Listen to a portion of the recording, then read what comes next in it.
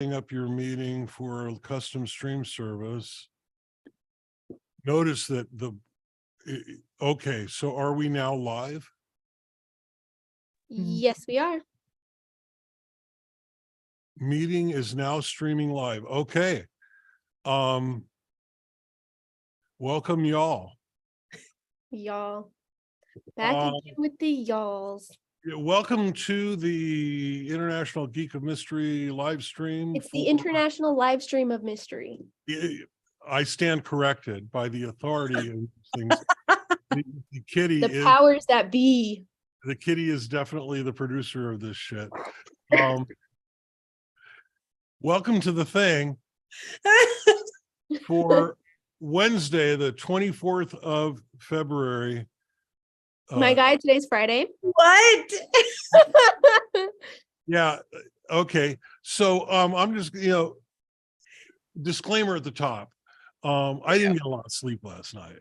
So it is Friday, 24th of February. And there's like a whole thing. There was a whole meme recently about how to pronounce February. And the year is 2023. Not according to that Bing bot. Yeah, not according to the Bing bot. Is that what it's called? It's gonna die on that hill too. Bing chat, Bing bot. I don't know what it is. Bing chat is okay. Okay, well, now I'm coining the Bing bot phrase. I like it. I think it'll catch on.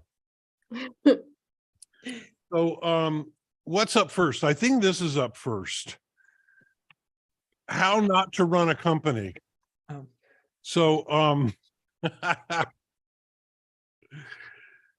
do you have pages printed? I did. You know why? Because if I bring up this page on my screen, it's all white and it shines in my face and it changes the whole lighting situation here. It looks so official. It annoys the shit out of me. So the glasses, the paper, the mic. Yeah, there we go. Take a picture. With everything. I call these my little old man glasses because the glasses are little and old. You're not referring to yourself. No. I am not little and I am not old. Wait, but then the glasses then identify as a man? 66 is the new 30. In this day and age.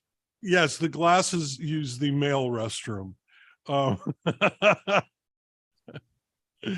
right. So yeah, I printed this out from a webpage. That is a very interesting activity. It solved the problem. And what's interesting about this, besides the fact that it's on paper, what is interesting about this is that Elon Musk, for some reason, he is such an attention whore.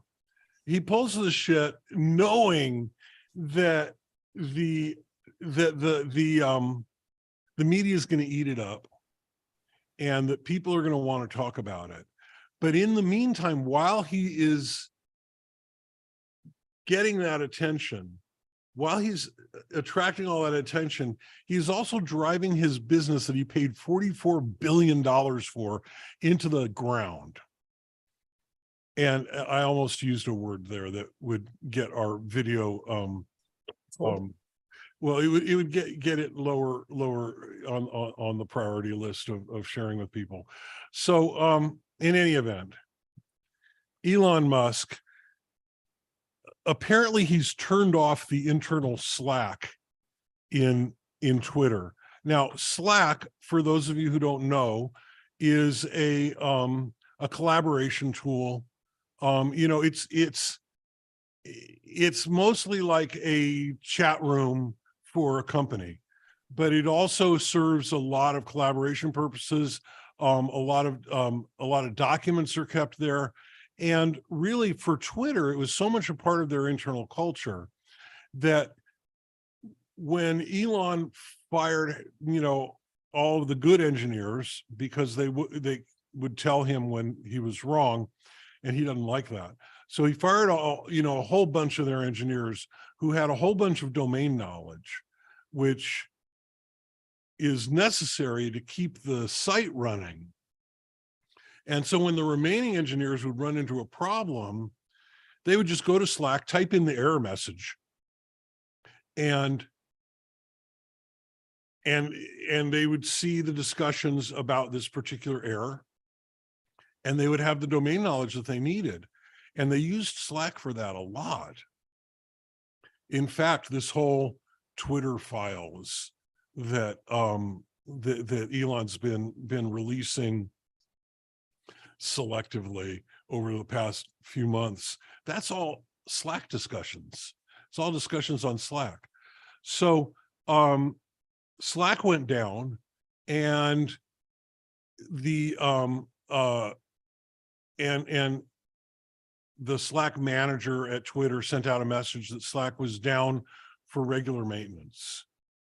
And according to the people at Microsoft who own Slack and who develop Slack and who sell Slack, they say there's no such thing as routine maintenance for Slack. And in fact, 2 days later, Slack has not come back up, and it's just been accepted that Slack's been turned off and they don't have Slack anymore.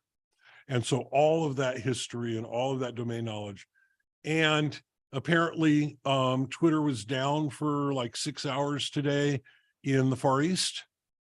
I don't know, it was about a month or so ago, Elon was bragging about how Twitter was getting faster, and they were going to roll out all these changes that was going to make Twitter faster than ever. And Twitter has just been slower and slower and slower every day since. And it's so how not to run a company. Real quick, we have a comment. Oh, yeah. We have a comment on Facebook from Ryan Gordy, and he says, Oh, hey, Ryan. Go Dodgers. do you know Ryan? Yeah, that's where we're friends from. Go ahead. Okay, Viva los Dodgers. I'm behind it. Okay. He says Slack and others have expanded the ways in which communities of practice are created and operate. Amazing to see the evolution of shared domain knowledge. And then he said, indeed, which I'm just assuming is in reference to Viva los Dodgers, but Viva los Dodgers.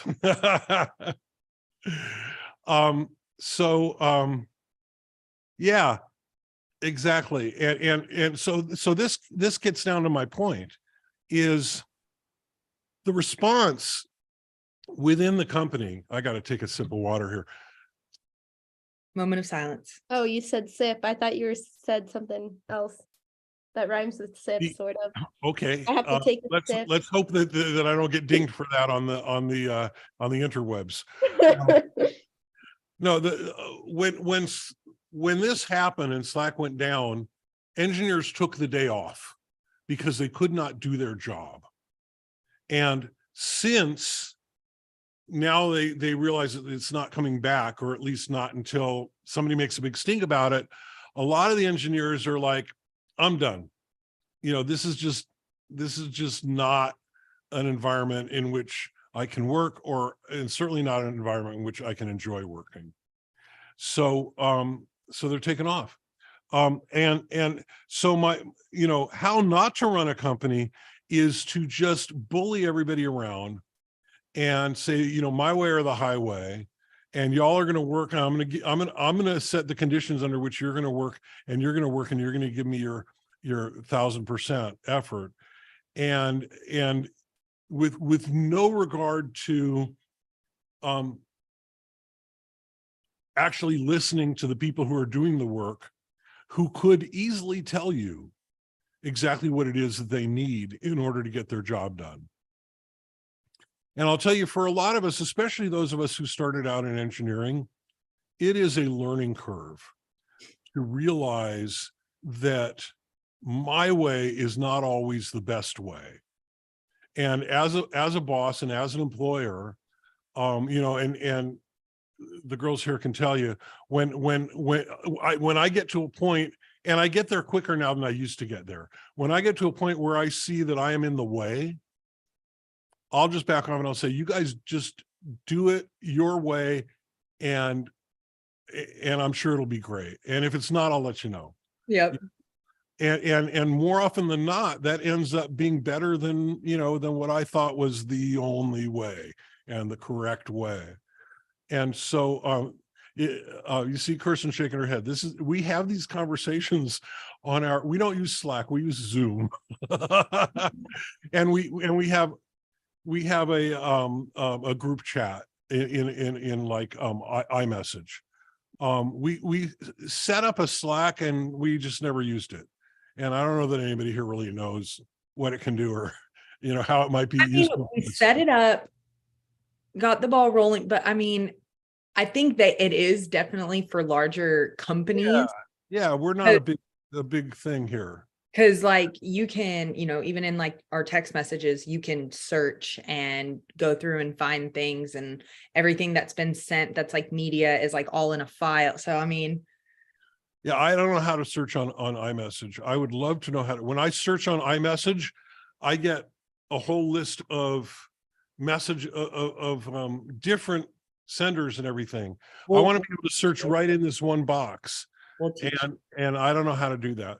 You'll teach me. Mm-hmm. Yeah. The youngins here are fine. It's weird because I've been in technology all of my life. I've written code that's in the operating systems for all of these things. I've contributed to the standards for a lot of this stuff. I've been in this game for a long, long time, and I'm finding now that I have to be schooled by the 20-somethings. Just a little. Girls. Little and kid. and I don't mind, and they're awfully nice about it, and so that's fine. Really? Yeah. I mean, it's not unpleasant. That'd be nice. I imagine it would be more unpleasant if I was being an asshole and saying, I don't need this. That would make it more unpleasant. But I mean, the way that we do it, I think is actually pretty pleasant. How about instead of a-hole, so we don't get shadow banned by YouTube, we say bunghole? I don't know if we get shadow banned, but I like the word bunghole. Okay, but also bunghole is fun. I feel like if you're into that, some of us are, some of us aren't. But I feel like that's more offensive. Like I feel more uncomfortable. Like if somebody was to come at me and say the B word over the A word that we just talked about, I would like feel even more offended. Yeah, maybe because they put more effort into it. Everybody has their own lines and their own words,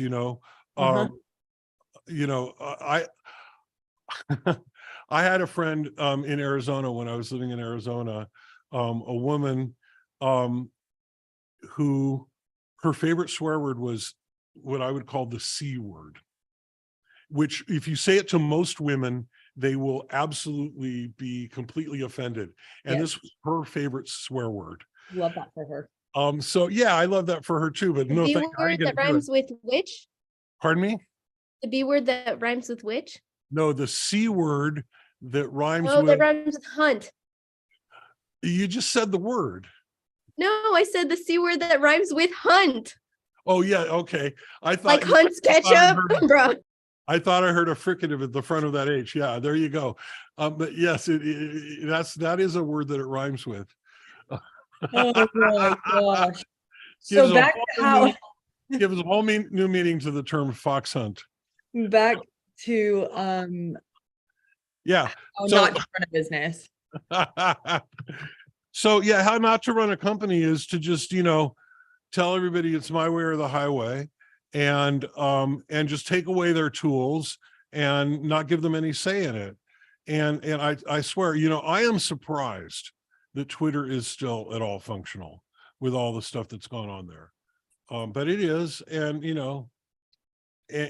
but even more surprising than that is that anybody with the reputation for intelligence, which Elon Musk had up until a year ago, anybody with that kind of intelligence would think it's a good idea to pull this kind of shit. I think I can say shit. To pull this kind of shit at the company that he just bought for $44 billion. I mean, seriously, if the price of Tesla stock continues in the direction it's been going for the last year, he's going to really wish he had that $44 billion back. Yikes. Well, people are not leaving Twitter anytime soon in mass. I don't think people like watching the car crash as it happens. Yeah, I think people are there to watch the train wreck. I know I am, but I also, I mean, there's also other stuff there that I really enjoy. One of the things that we'll talk about a little bit later here is I've been getting a lot of news about what's going on in Ukraine from people that I know on Twitter. Just like I was getting news about what was going on in China a few weeks ago with their COVID thing from people that I know on Twitter. And I've never met these people, but they're your mutes, your mutuals. Yeah. Your moods. MF. I love this. One of my colors.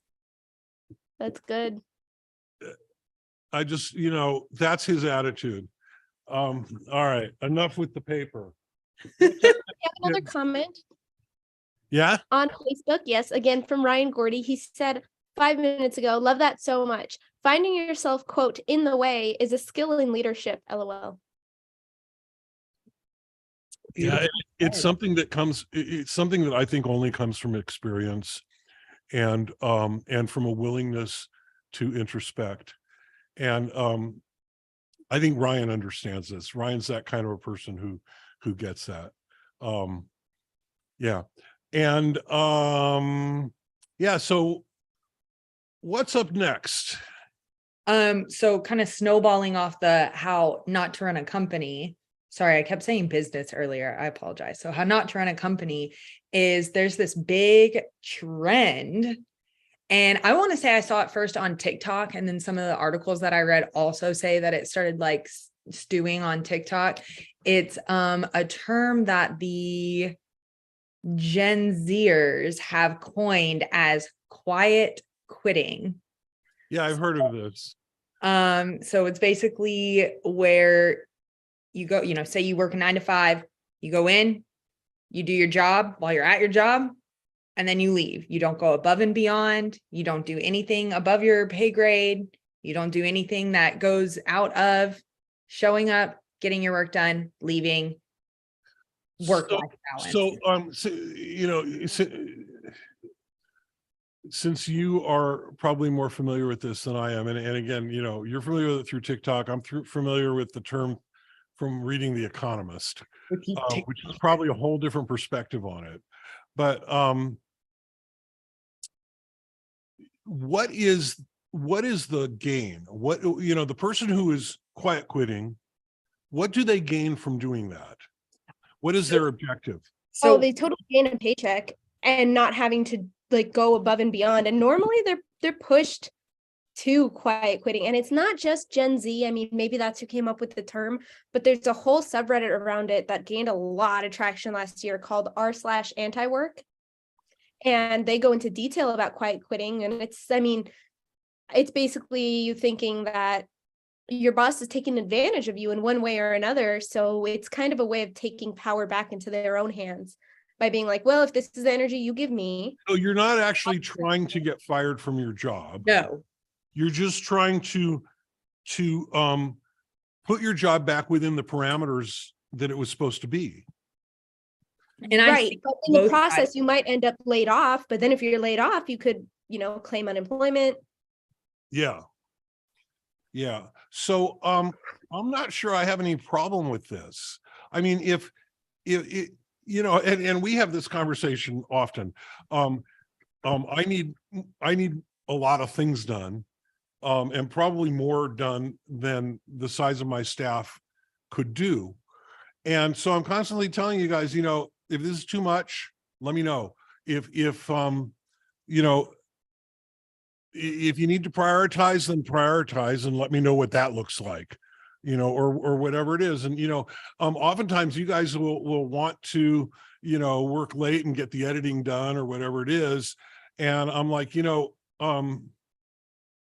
it's up to you. I really don't need you to do that. But you guys are enthusiastic about the work and you enjoy your work. I would agree with that statement. But, you know, I don't know. It's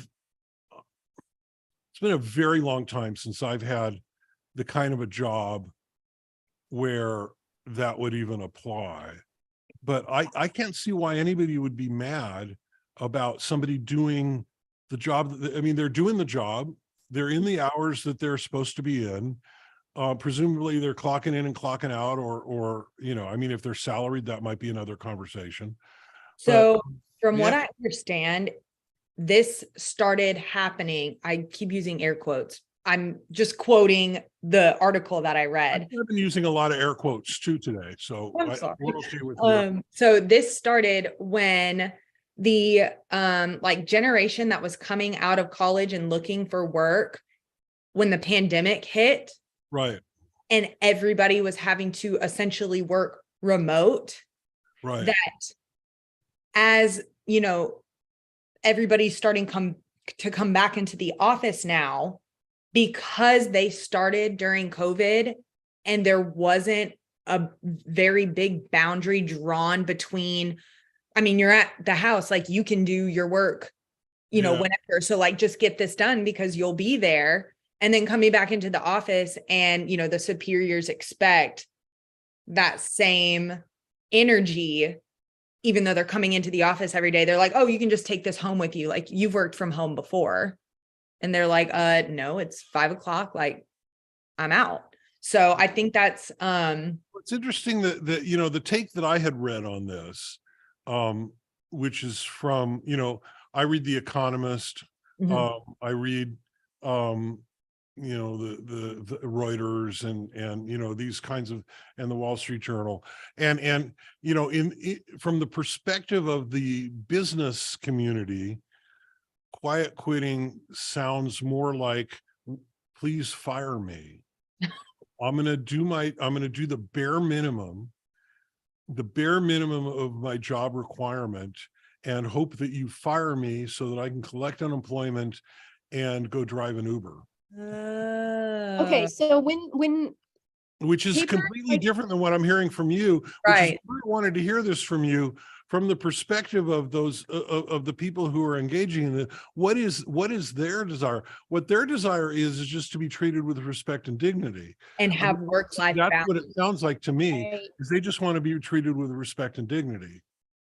Right. Yes. So like those papers that are writing these articles, they are out of touch. They are so out of touch with what it means to have a career in this day and age in year 2023. They're out of touch. Not only are they out of touch, yeah, exactly. Think about who's fueling their paycheck and then think why they would write from a certain perspective. It's like, of course, they're going to side with major corporations. And a lot of it too is fear mongering. Like, I don't think I know anybody in my own personal life that's doing quiet quitting. Like they're focusing on a subject so that it can reinforce the narrative of, oh, nobody wants to work anymore. Nobody actually wants to get shit done anymore. And it's like, that's not necessarily the case. Like they're biased. It's like people who are quiet quitting aren't doing it necessarily to get fired. It's more of a, well, okay, if I get fired, if I get laid off, then I didn't want to work here anyway. But for now, let's see how long I can get away with this, because that's the energy that I'm receiving. So it's the energy I'll put back out. Well, you know, I'm more inclined to see it from that perspective.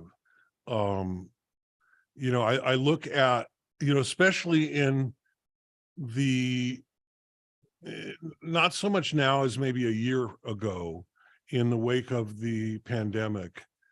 And we're still seeing it a lot. We're still seeing a lot of these places like the fast food places and the,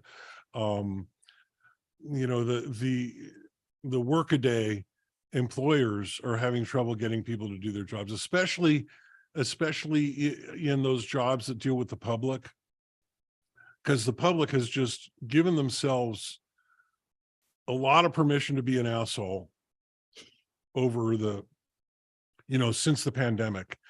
Since the pandemic, it seems to have become acceptable to, you know, walk into a store and abuse the clerks, or to walk into a restaurant and abuse the wait staff.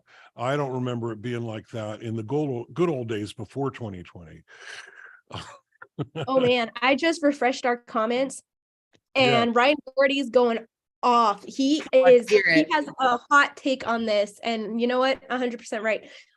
He says, I hate the term, and I feel it was created by the type of leaders and managers that act like the ones from the previous segment. How not to run a company. Exactly. If a person is doing their job to the T and the organization doesn't like the results, then they aren't communicating the role correctly to their personnel, in my opinion. Exactly. And then he said, yes, get it, Rickety. And then he said, yas. So yas pop off. I'm loving this discourse.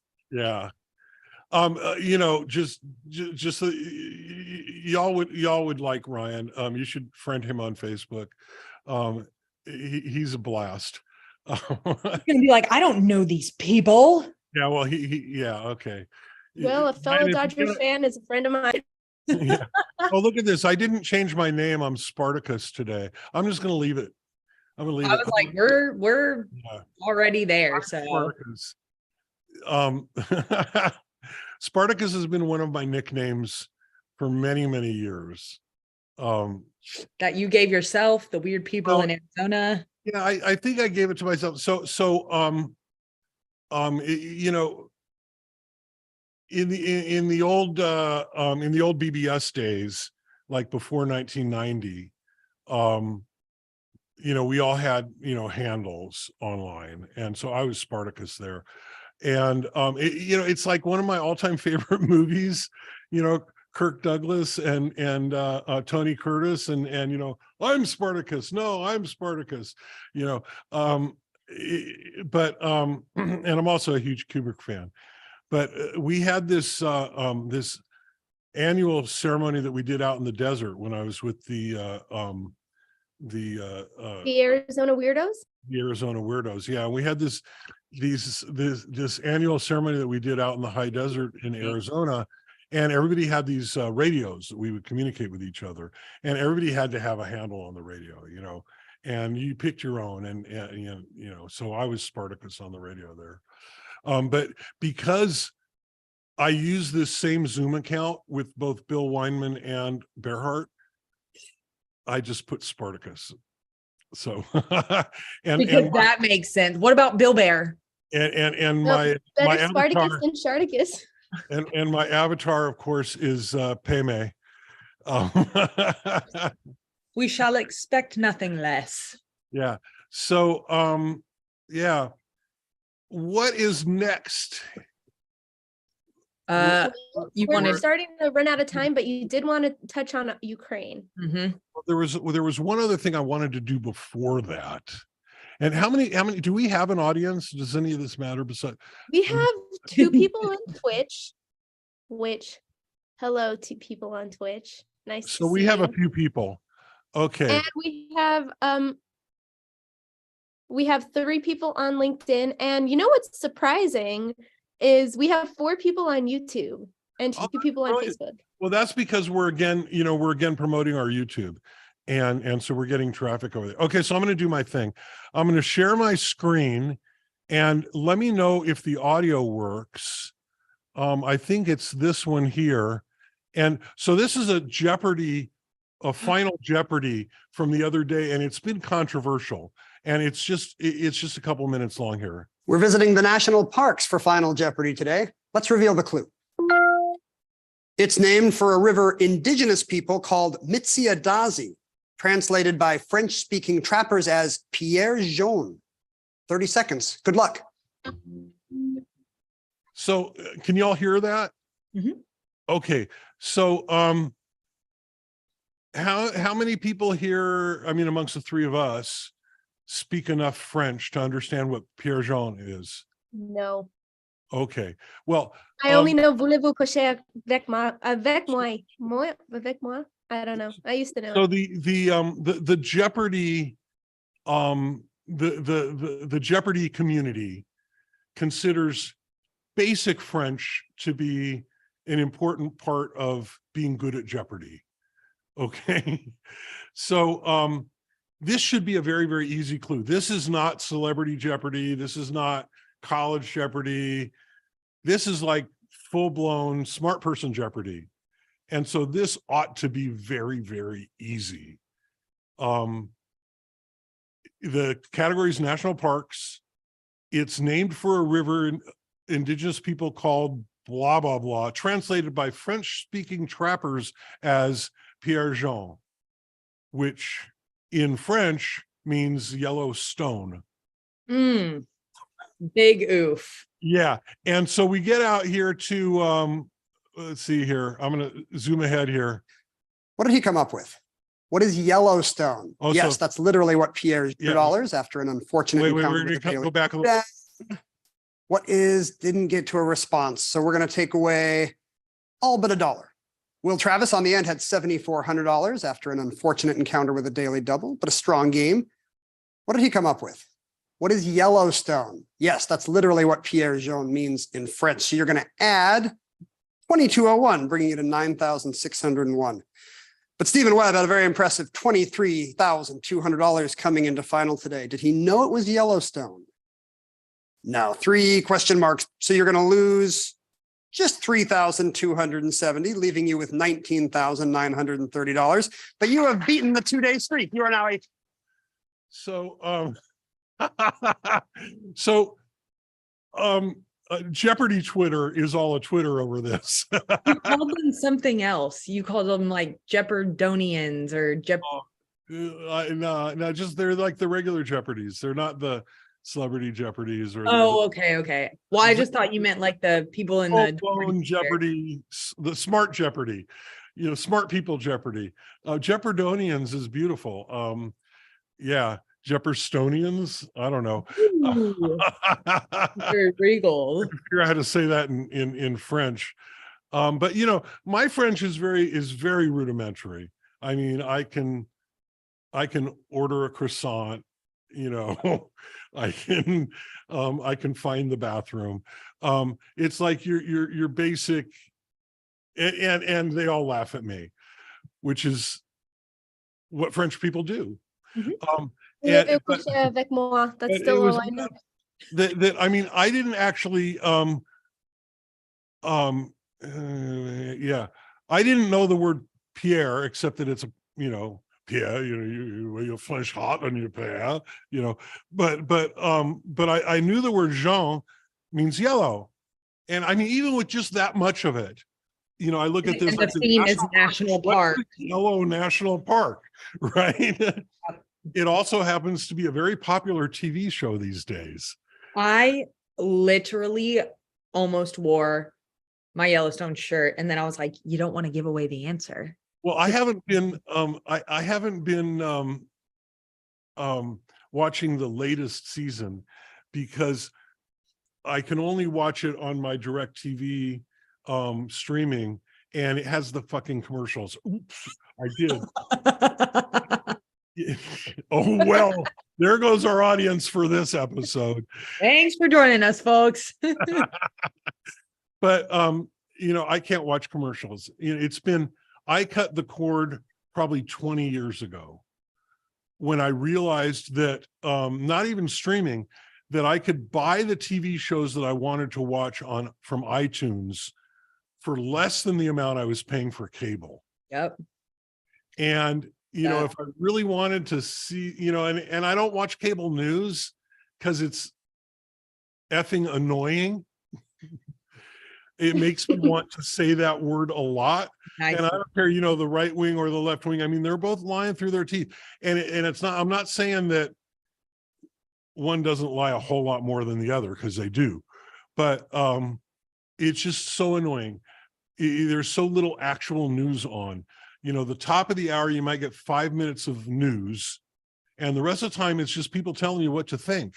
And I'm sorry, I like deciding for myself what I want to think. Big brain energy. So, Speaking of news. Now what I do, I pay for a few streaming services, and I also pay for a few online, I pay for The Economist. I pay for the Wall Street Journal. I pay for the Washington Post. I pay for the New York Times, although I may stop paying for that one soon.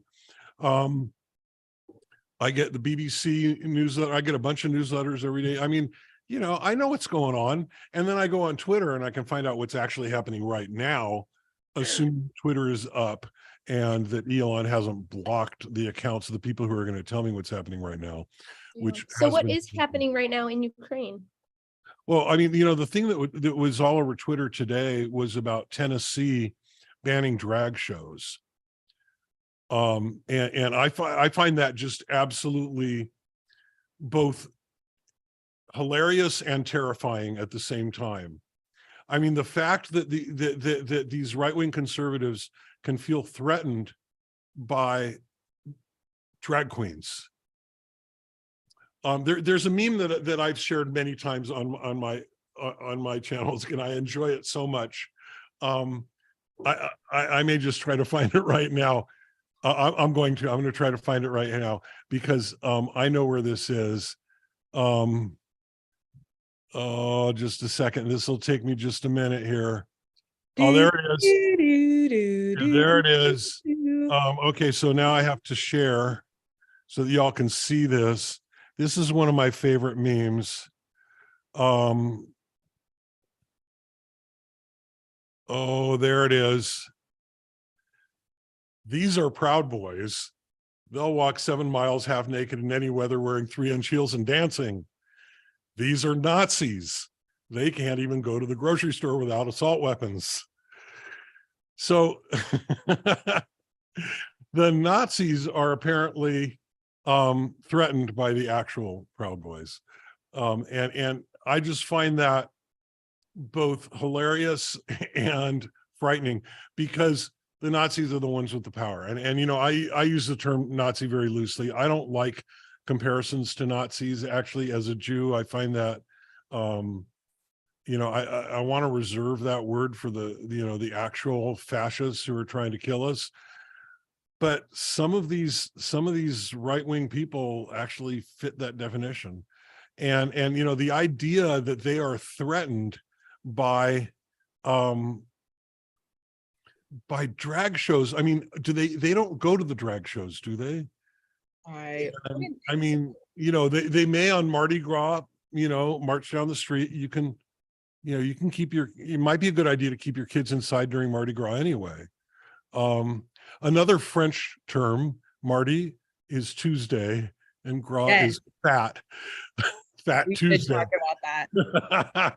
But yeah. So but apparently that's like a thing, and and I know, I mean, I have a number of gay men friends in my circle who are really wonderful people, at least one of whom really enjoys performing as a drag queen, a friend of mine in Arizona. And the idea that they're going to try to outlaw this expression of a person's joy is just very frightening to me, and also hilarious because I mean, what are they afraid of? Are they going to catch it? I mean, Frank Zappa had an expression. Frank Zappa was often criticized for his very scatological lyrics, and he would say, if people were that influenced by the lyrics to music, we would all love each other because there's more love songs than anything else. I mean,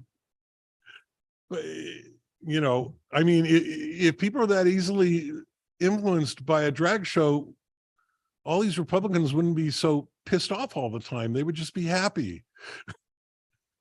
They may not even be Republicans. It may just be. Well, I mean, it's the Republicans who are passing these laws, and the Republicans who have the power in the legislatures in probably 2/3 of the states in this country. And that is a problem. Yeah. And that is a fatal flaw in the organization of our country. Okay, let's take a moment and yeah, we're going to change the tone here a little bit. I want to take a moment and I want to talk about Ukraine. Today is the 1-year anniversary of when Russia invaded Ukraine, and it's really, really important that we understand that that is what happened. Russia invaded another sovereign country, and has been waging war and bombing civilians and filling mass graves for a year now in a neighboring country. And, you know, we can get into the reasons why this happened and everything, but the thing that I think is important to understand, and you know, I'm going to mention a couple things at the top of this. I have family who is from Kiev. My grandmother on my mother's side and great grandparents on my father's side were from Kiev, and they fled Ukraine, which was then part of the USSR, and came to the United States to get away from the pogroms. And the pogrom is a term for the way that the local governments would attack Jews. And so they were fleeing persecution against Jewish people. And the narrative that Russia is trying to sell is the opposite of that, that the Ukrainians are, and they use the word Nazis, and that Russia is just there to protect the people, and it's exactly the opposite of that.